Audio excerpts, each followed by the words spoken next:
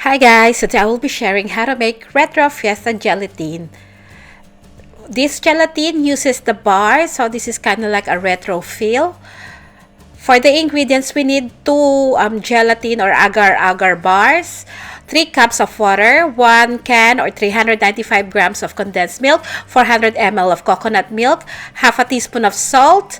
This is 5 tablespoons of sugar, but you can decrease this according to your liking. Fruit cocktail, or you can use raisins. I use both of these. This is optional. If you want to use pandan, you can do so. I use 1/4 teaspoon. And vanilla, I use half a teaspoon. Water into a pan, then cut the gelatin bars. So I use 2 bars. Once you finish cutting the bars, let it soak in the water for at least 20 to 30 minutes.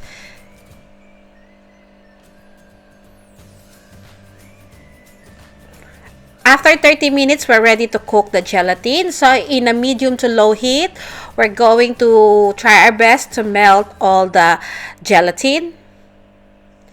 Once it starts boiling, we can add 1 can of condensed milk.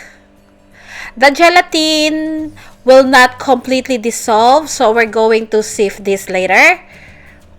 Just cook it as best as you can, or melt the agar as best as you can. I also added the coconut milk in here, and then I added the salt. At this point, taste your gelatin. See if you want more sweetness.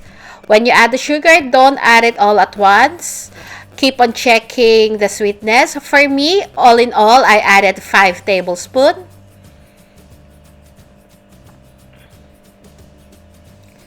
So that's total of 5 tablespoons of sugar. And then I'm going to let this boil. Once it starts boiling, I will take this out of the heat. As you can see, the gelatin didn't completely dissolve, but that's okay. I'm dividing the gelatin into 2. This is an optional step. You can just use vanilla or you can just use pandan. For the other half, I'm putting 1 teaspoon of vanilla. And for the other half, I'm using 1/4 teaspoon of pandan extract. If you're using the McCormick one, you can add half a teaspoon to 1 teaspoon. For this recipe, I only made 4, so discard the other 2. So on the first one, I'm using the fruit cocktail without the liquid, and then for the pandan gelatin, I'm using raisins. Or if you want, you can also use sweet corn. So again, this recipe will make you 4 medium-sized lanera. So here I've got a strainer and then a cheesecloth, just to make sure that I get all the gelatin that failed, or agar that failed to dissolve. And then just strain the gelatin.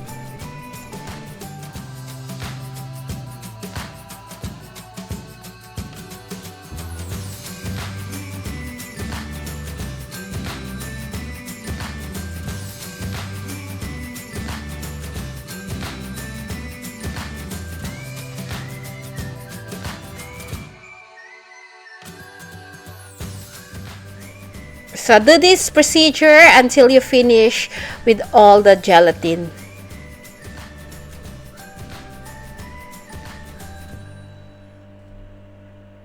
The recipe ingredients will be listed in the description box.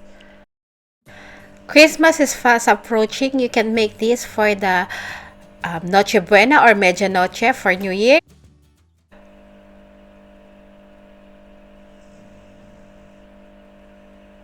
This is so delicious.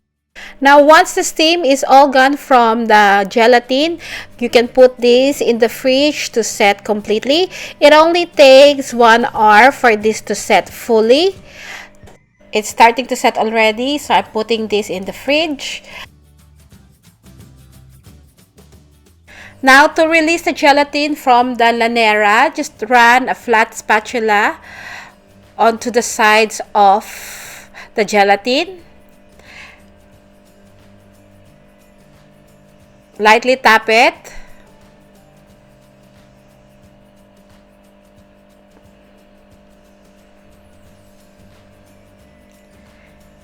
This is the vanilla one, and the next one is the pandan. And this is the finished product. I hope you give this a try. It's so easy to make. You can easily double the recipe. And just to show you what it looks like when you cut the gelatin in half.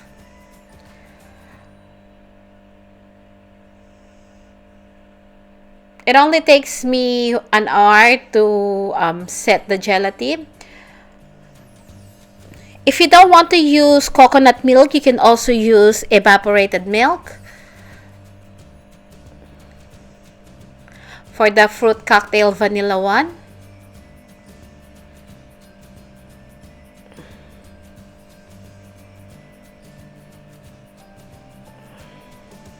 This is so good. I can guarantee that you're going to love this. You can sell this or you can make these for Fiesta, Christmas, and New Year. Thank you so much for watching. I hope you do like and subscribe and follow me on my Facebook and Instagram. Bye!